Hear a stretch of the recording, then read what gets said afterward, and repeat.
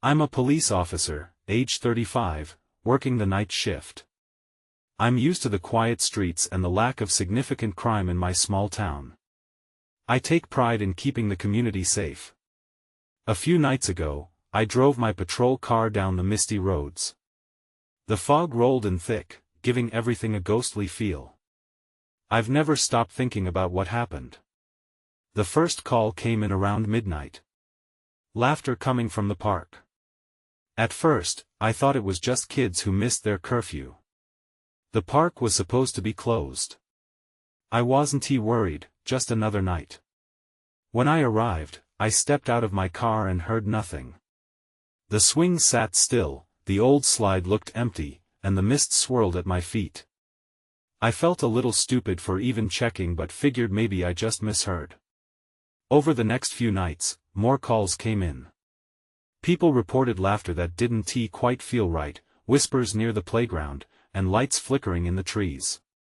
Standing under that dim streetlight, I felt uneasy. My heart raced with each phone call, but I kept telling folks it was nothing. I'm not sure why, but something about those calls began to gnaw at me.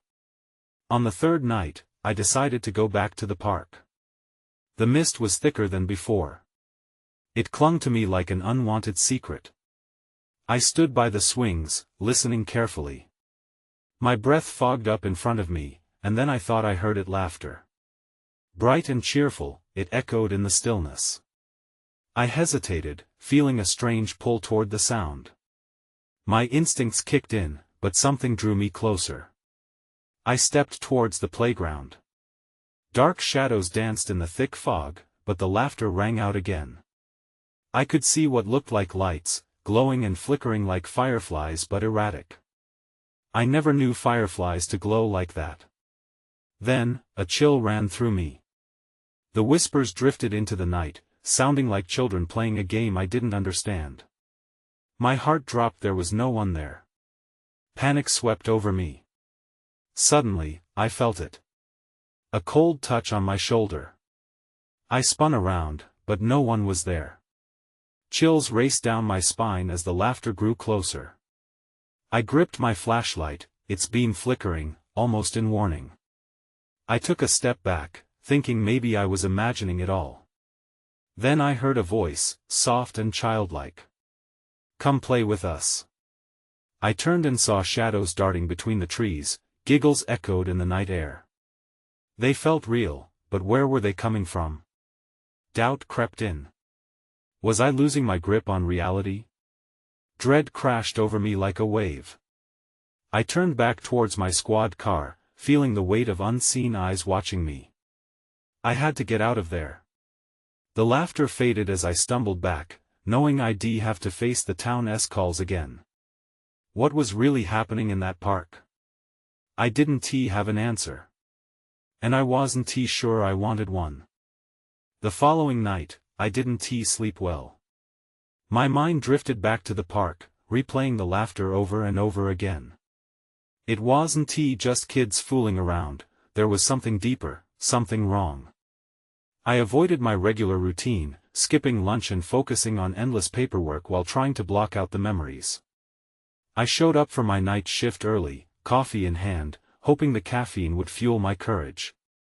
Another officer on patrol, like always, greeted me. "You good?" he asked, eyebrow raised. I nodded but didn't share my lingering worries. Instead, I opted to drive the route that led to the park. I figured it might be time to confront my fears.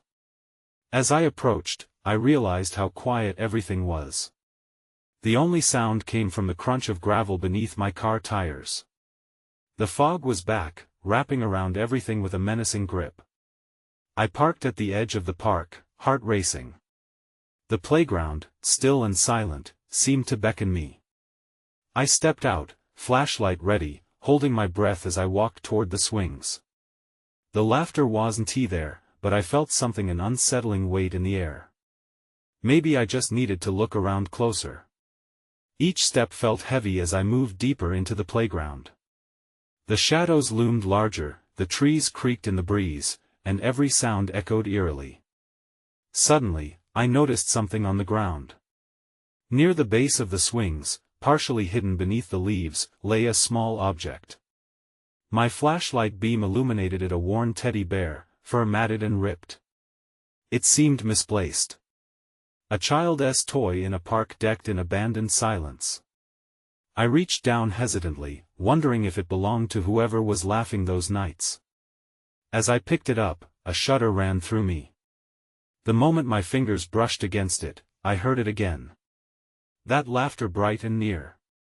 I froze, my heart hammering in my chest. The sound shot through the air in a way that felt like it was wrapping around me.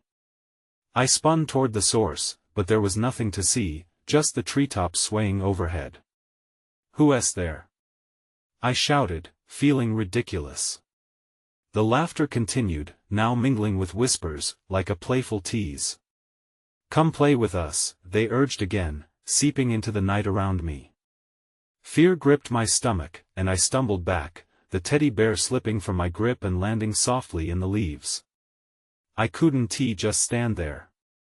I turned to run, adrenaline pushing me. But then everything changed. The fog swirled violently, encasing me in a thick cocoon. It swallowed up my surroundings until I couldn't see anything but white mist. A chilling wind swept through, and the laughter changed. It turned sharp, almost mocking. I couldn't see or hear clearly, only felt the cold ground beneath my feet and the frantic beating of my heart. Then, out of the fog, I glimpsed something moving. My breath hitched, my instincts screamed to flee. But I needed answers. I took a step forward, wondering what would show itself next. That's when I saw it. A figure stood at the edge of the fog, staring back at me. In that moment, I stood frozen, my instincts warring with my curiosity. The figure was tall, shrouded in shadow, but I could make out the outline of a child. It was small and still, just beyond the reach of my flashlight beam. The laughter had faded, replaced by an unsettling silence that hung thick in the air. "Hey! Are you okay?" I called out, my voice trembling. The figure didn't respond. It merely continued to watch, its head tilted slightly, as if considering my presence. Every horror movie I had ever seen screamed at me to leave, yet something compelled me to step closer. I took a cautious step forward, the gravel crunching underfoot. With each movement, the fog parted just enough to reveal more of the figure. It wore a tattered dress that looked too big, hanging off its frail frame. I felt a pit forming in my stomach. There was something off about this entire scene, something deeply wrong. "Are you lost? You shouldn't be here alone," I said, trying to keep my voice steady. The figure blinked, and for a second, I thought I saw fear in its eyes. Then, as if responding to my words, it took a step back, retreating further into the fog. I wasn't going to let it go. I had to know what was happening. I charged forward, pushing aside the cold tendrils of mist. "Wait! Please!" I shouted, my voice echoing like a scream in the dead of night. But just as I reached the spot where the figure had been, the fog thickened again, enveloping me. I stumbled through it, feeling the moisture cling to my skin. My flashlight flickered, and panic surged inside me. I was alone, completely lost again. I turned and tried to head back the way I came, but the park seemed transformed. The swings, the slide, the paths, they all blended into an endless gray expanse. I called out for help instinctively, but my own voice was swallowed by the oppressive fog. Suddenly, I heard it. The laughter returned, louder, echoing in my ears in a cacophony of shrill giggles and whispers. "Come play with us."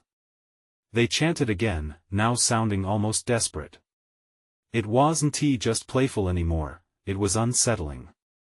"Stop it!" I yelled into the mist, frustration bubbling up. "Who are you? What do you want?" In response, the laughter intensified, now layered with a chorus of voices. They blended together, becoming a haunting melody that cut through the fog. I was disoriented, and it felt like I was being pulled in multiple directions. Then, I noticed that the teddy bear I had dropped lay at my feet, staring up at me with its missing button eye.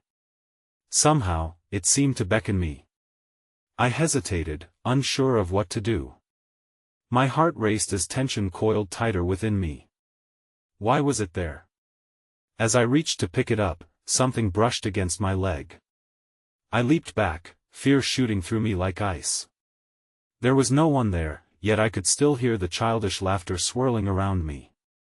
I didn't want to be there a moment longer. Without thinking, I turned and ran, desperate to escape the echoes of their playful torment. Then the fog began to dissipate, revealing a path ahead that led straight out of the playground. Just as I reached the entrance, a final laugh cut through the air, one that rang clear and sweet. It was the kind of laugh that should have brought joy, but instead, it sent a chill down my spine. I burst into the parking lot, my breath coming fast. The night was still, devoid of the laughter that had dogged my steps. But I couldn't shake the feeling that my encounter was far from over. I stumbled onto something more than just a park filled with shadows. Who or what was behind that laughter? I knew I had to find out, and it terrified me more than anything I had ever faced before. The next morning, I tried to shake off the nightmares from the night before. I thought about the figure in the park, the laughter, and the oppressive fog. I wanted to convince myself it was just a bad dream. But reality kept knocking at my mind like a persistent itch. I grabbed my phone and scoured the web for any news or reports related to the park. As I flipped through the articles, my heart sank. Local media had resurfaced reports of strange happenings, missing children, unsettling laughter echoing through the trees, and sightings of a shadowy figure. One headline caught my eye: Park Legends, The Whispering Shadows. What bothered me wasn't just the stories. They bore odd similarities to my experience. Kids said they heard whispers and laughter at night, claiming the park was haunted by spirits of children lost long ago. A chill crept down my spine as I read the accounts. The laughter, I realized, might not have been just a figment of my imagination. Determined to uncover the truth, I drove back to the park. The sun was shining, and the fog had lifted, but my heart raced at the thought of what I might find.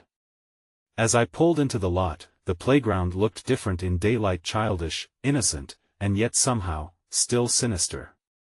I stepped out, my shoes crunching on the gravel with each step. I wandered through the park, searching for anything that might explain what I had heard. I found the swings swaying gently in the breeze. I half expected the laughter to follow me again, but only silence surrounded me. The air felt thick with anticipation. A sense of dread hung over me. Then, I noticed something unusual near the slides. An old, rusted swing set lay abandoned, overgrown with weeds. Scattered around it were remnants of toys buried in the mud, half visible in the sunlight. I bent down and uncovered a small, faded picture. It was of several kids, grinning in front of the same swing set, the joy radiating off the paper.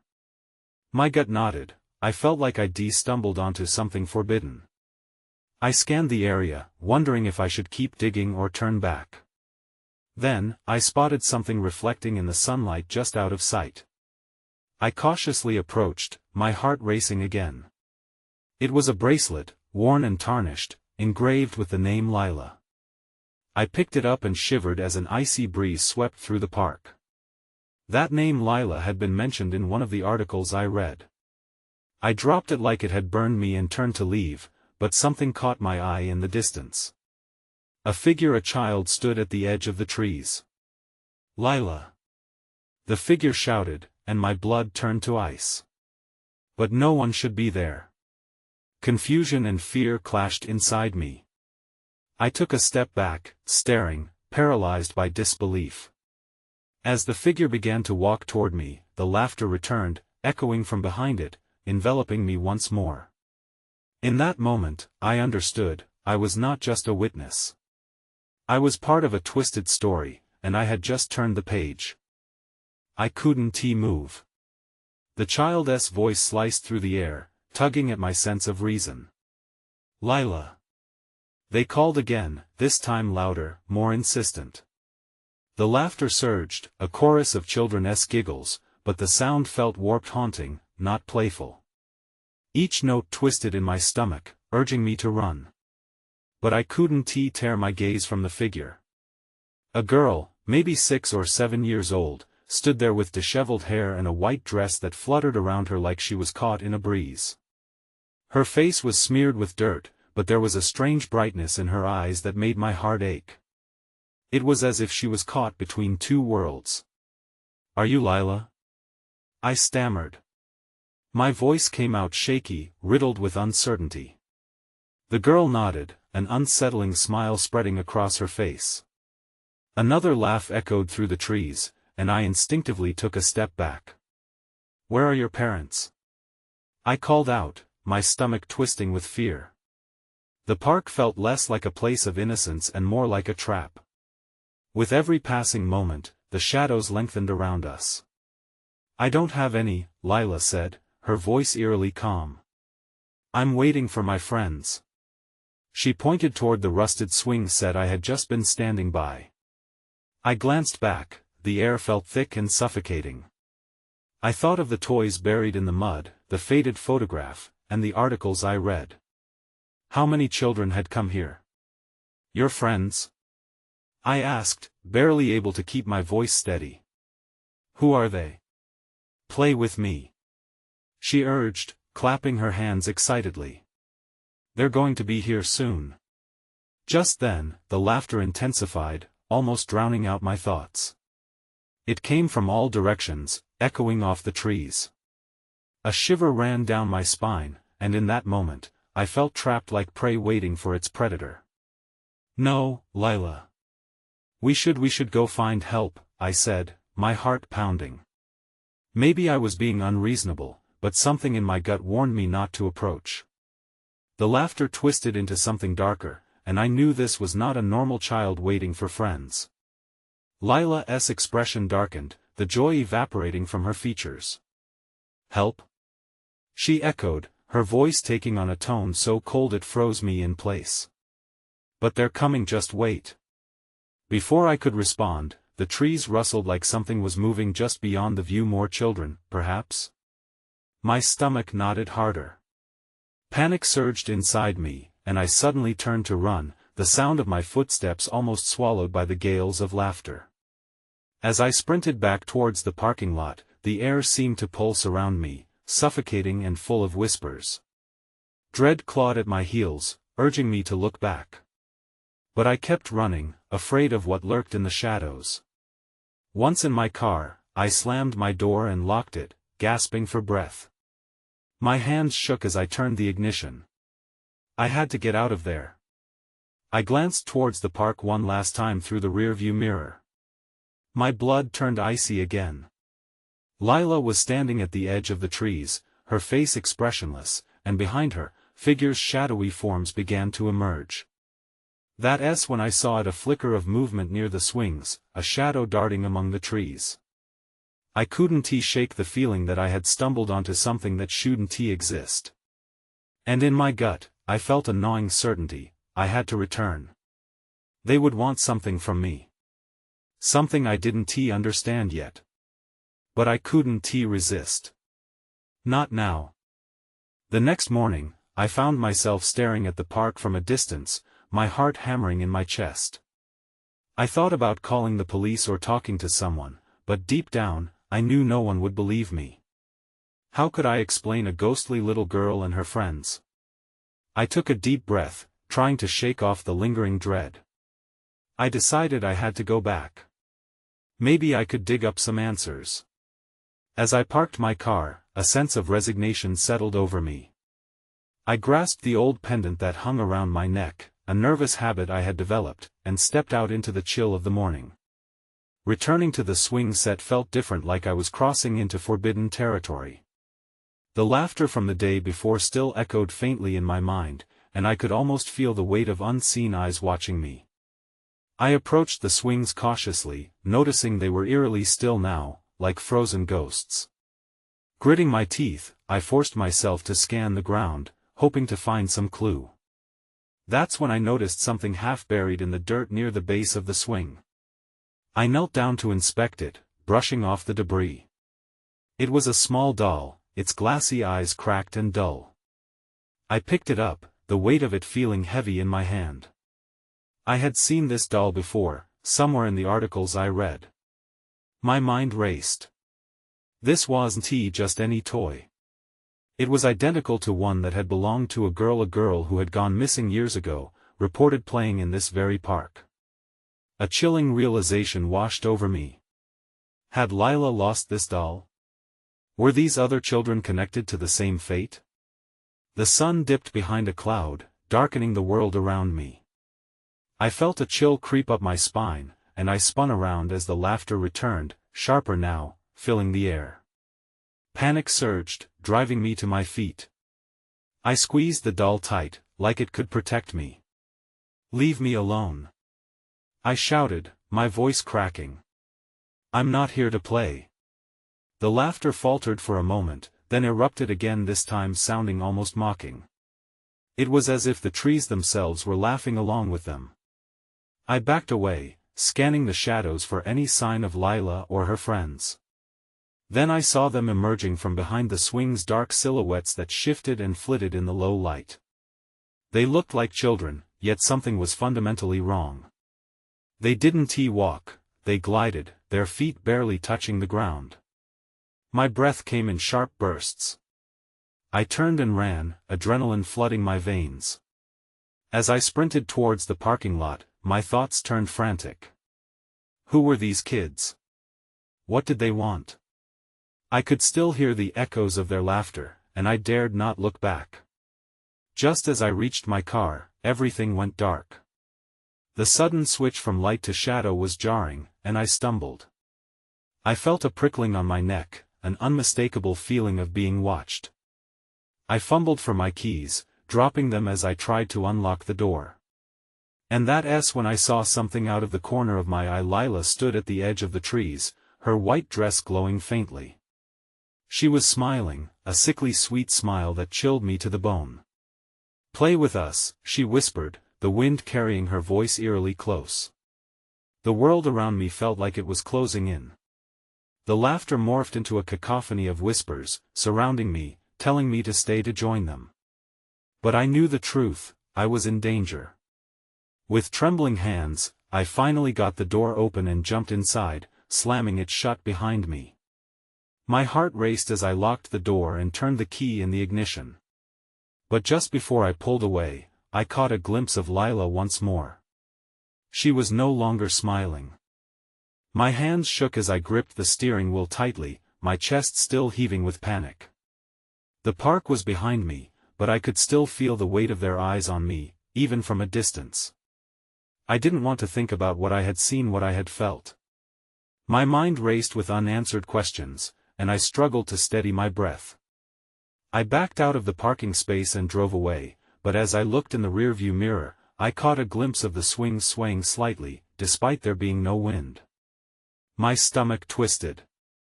It was like they were bidding me farewell. Or worse, inviting me back. As I drove, I tried to focus. I needed to figure out what was happening. Who were these children? And what had happened to Lila? I had to find answers. The desire to understand these mysteries pushed me to call the local library once I reached the main road. The librarian, an older woman with kind eyes, listened patiently as I stumbled through my story. I explained about the park, the doll, and the laughter. I expected her to laugh at me or change the subject, but instead, she softly spoke. Children's laughter can be haunting. Especially in places tied to loss. Her words sent a shiver through me. "Do you know about the girl who went missing?" I asked. She nodded slowly, her expression turning grave. Lila Thompson was her name. Vanished over 20 years ago. Never found. The park was closed for years until they cleaned up the area. Some say she haunts it still. I could feel the weight of her words wrapping around me, making the air thicker. Why? What happened? The librarian hesitated, glancing at the clock as if time was slipping away. Rumor has it, she and her friends used to play in that park. They were last seen there. Many think they got lost or worse. Worse? The word felt heavy in my mouth. The dark stories in our town aren't just tales. Some believe there's a connection to the park, a shadow that takes. The idea gnawed at my insides. I thanked her and hung up, a fresh sense of dread settling over me. I needed to go back, but this time I wouldn't go alone. As I drove back home, determined to gather my thoughts, a sudden tremor of fear pricked at my mind. What if they were waiting for me? What if Lila and her friends wanted something more than just a playmate? I parked outside my house and sat silently. I needed to plan, to seek help. Maybe I could contact someone who understood these supernatural happenings. That was when my phone buzzed, jolting me back to reality. I glanced down and saw a new message from an unknown number: "We want to play again." A chill ran through me like ice. I realized I hadn't told anyone where I was going. Who was this? My heart raced as I looked around, half expecting the trio of ghostly children to be waiting nearby. I took a deep breath, steeling myself for what came next. Fear was creeping in, but so was the thrill of uncovering something much larger. I was too close to back down now. I had to go back to the park. This time, with help. But unbeknownst to me, something darker was already in motion. The next day, I reached out to my friend Sarah. She had always been the adventurous type, the one who would dive headfirst into the unknown. I explained everything, from the laughter in the park to the chilling text I received. She listened intently, her brow furrowing as I spoke. "Let's check it out together," she said, enthusiasm creeping into her voice. "I want to see this for myself." I felt a mix of relief and dread. I wasn't alone anymore, but the thought of facing whatever dwelled in that park was still terrifying. We planned to meet after sundown. The day dragged on, each hour stretching longer than the last. I could hardly concentrate at work. I found myself staring out the window, lost in thought, as a sense of foreboding settled over me like a heavy fog. As evening approached, I pulled out my notebook filled with notes gathered from my research. I jotted down everything I could find about Lila and her friends, hoping to understand more about the tragedy that unfolded years ago. What kind of play would they expect from me? A flicker of doubt crossed my mind. Did I really want to play this game? When I met Sarah at the park, the sky was just beginning to darken. It cast long shadows across the playground, making it appear even more ominous than before. The air felt different, charged with an energy that sent shivers down my spine. "Are you sure about this?" I asked Sarah as we approached the entrance. "I'm in," she smiled, but I could see the seriousness in her eyes. As we walked further in, the laughter I had heard before echoed in my mind. It seemed to linger, as if inviting us deeper into the darkness. The swings creaked gently, their movement slow and rhythmic. "Let us start by the swings," I suggested, my voice barely breaking the silence. As we reached them, I noticed something strange. In the dirt beneath the swings lay scattered toys, most of them old and worn.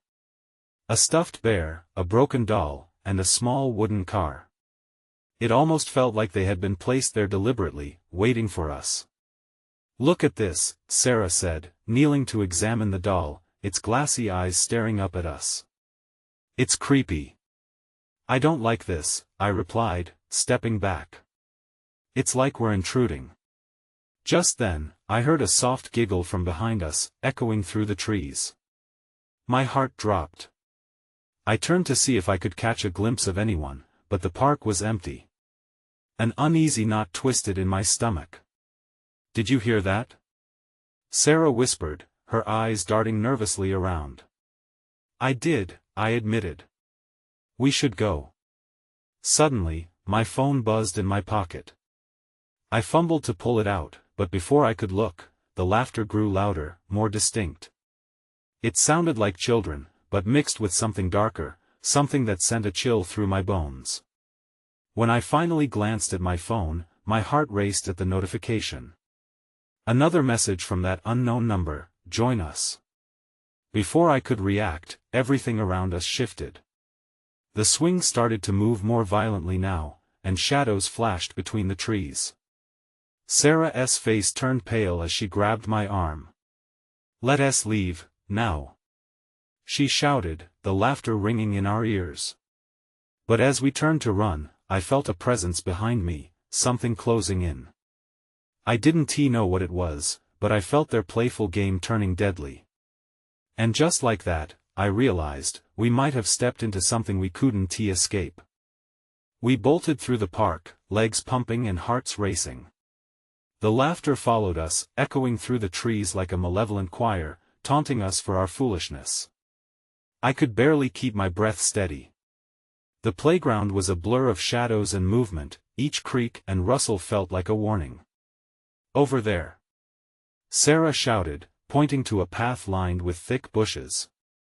We dashed toward it, hoping for a clearer exit. But the laughter persisted, swirling around us like a ghostly fog. As we ran, I struggled to keep calm. Where could it be coming from? I gasped, desperate for answers. "Maybe it's nothing," Sarah cried, but I could hear the tremor in her voice. Just kids playing.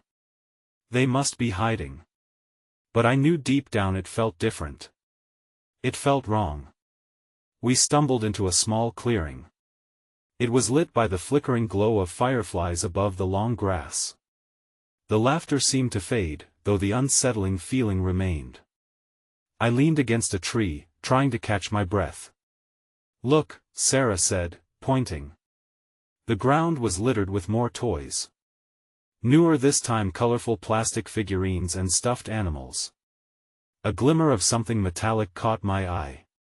I bent down to inspect it. It was a small, rusted key, unlike any key I'd ever seen before. "What do you think it opens?" Sarah asked, peering over my shoulder.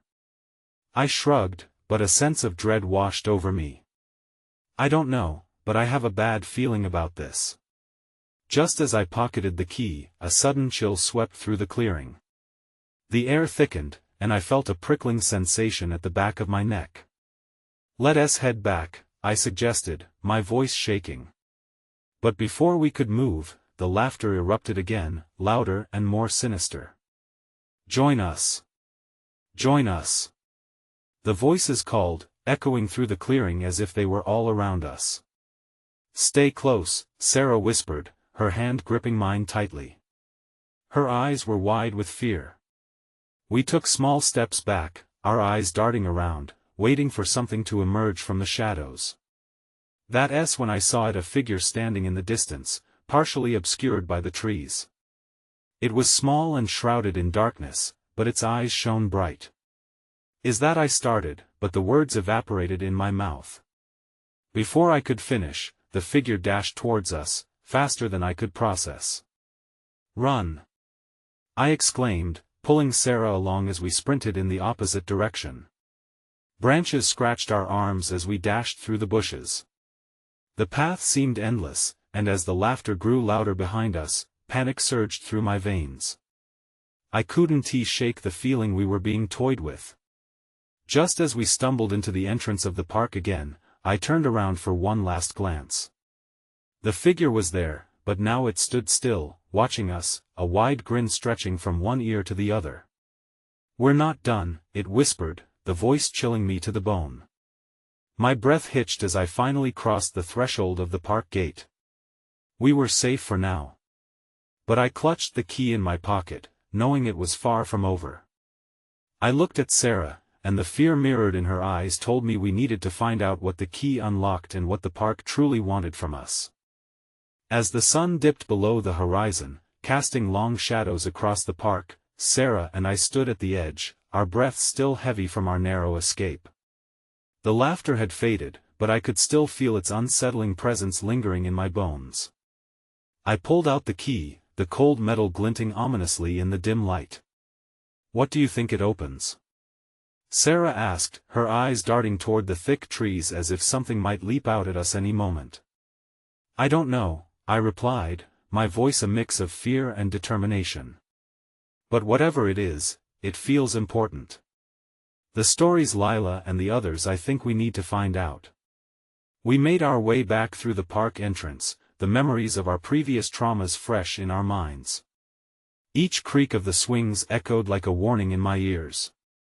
The laughter was gone for now, but I felt them. I knew we were being watched. The key felt heavier in my pocket with every step, burdening me with the weight of the unknown. There has to be something here. Something we haven't found yet, I murmured, glancing over at Sarah, who remained cautious, her gaze fixed on the shadows flitting between the trees. Should we check the old swing set? She suggested, pointing toward the rusty equipment that had caught my eye earlier. It doesn't feel right maybe. Yeah, I agreed hesitantly. Let us take a look. As we approached the swing set, a thick fog began to roll in, wrapping around our ankles like tendrils from an unseen creature. I could almost hear distant laughter surfacing beneath the mist. I shivered involuntarily and felt compelled to hurry my steps. We found ourselves kneeling again, Sarah sifting through the dirt while I kept watch. Hidden under a pile of leaves, an old-fashioned lock caught my eye, rusty and caked with dirt. It was attached to a door set into the base of the swing set's framework. What do you think? I said, feeling the pulse of adrenaline thrum in my veins. It has to be it, Sarah suggested. Maybe this is where they played, where it all began. If there's a chance we can understand what happened, I nodded, pulling out the key with a trembling hand. Every fiber of my being screamed to turn back, that whatever lay behind this door was better left undiscovered, but the overwhelming need for answers pushed me forward. As I inserted the key into the lock, a chill wind swept through the park, making the trees whisper and rustle their leaves in a feverish dance. I hesitated, my heart pounding as I turned the key slowly. Click. The lock released with a heavy groan, and I stepped back as the door creaked open, releasing a musty odor that clawed at my nostrils. Cautious, I peered inside.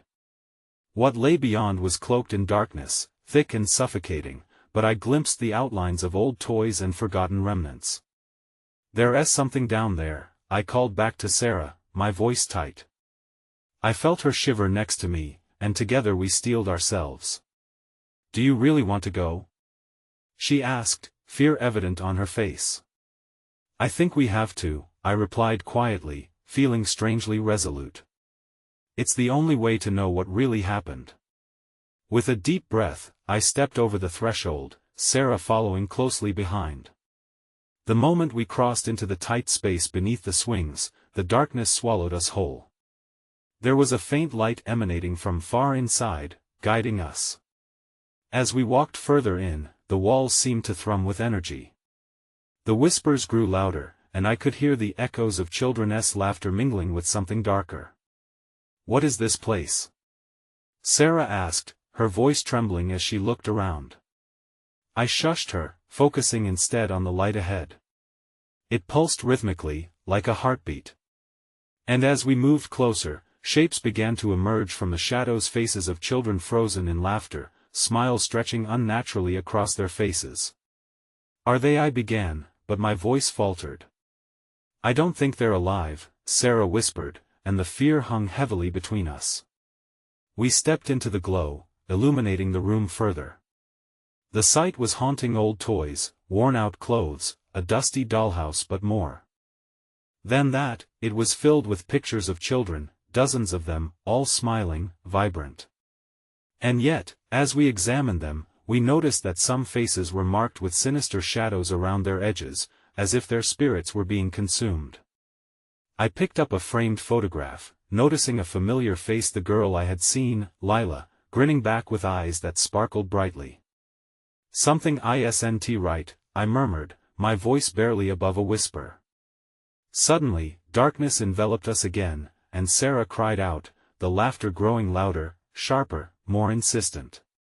It's not just a game, she realized, panic creeping into her voice. The cool air shifted, and I felt cold fingers grazing my neck unseen. The laughter transformed into a chorus of demands, chants echoing off the walls, "Play with us. We want to play." Something snapped inside me then. "No!" I yelled, as I clutched the photograph tightly in my hand. "We want to play your games. Show yourselves." As if summoned by my call, the laughter erupted into chaotic shrieks, and the shadows morphed into figures, rushes of darkness speeding toward us. Terrified, I dashed back toward the door, dragging Sarah with me. We stumbled out of that cursed place, barely managing to shut the door behind us. We leaned against the old swing set, panting, staring into the darkening woods that now felt even more foreboding. "What the hell was that?" Sarah gasped, the color drained from her face. "I don't know," I replied, adrenaline surging through me. "But I'm done playing." At that moment, I knew we hadn't just stumbled across a park, we had uncovered a grave secret, one that was not ready to be revealed. We needed to leave, but the shadows still loomed behind us, waiting, always watching. As we turned to escape, I caught one last glimpse of Lila standing just within the tree line, smiling that same, haunting smile. I shivered, the chills sinking to my bones. Will we ever truly escape? I thought as we left the park's bounds behind us. Small answers had been uncovered, but the true horror remained just outside of our reach, and no matter how far we ran, the laughter echoed in my mind, fading but never truly gone. I could already sense the pull to return, and as we drove away, I couldn't shake the feeling that whatever happened next would draw me back, and maybe that was part of the game all along.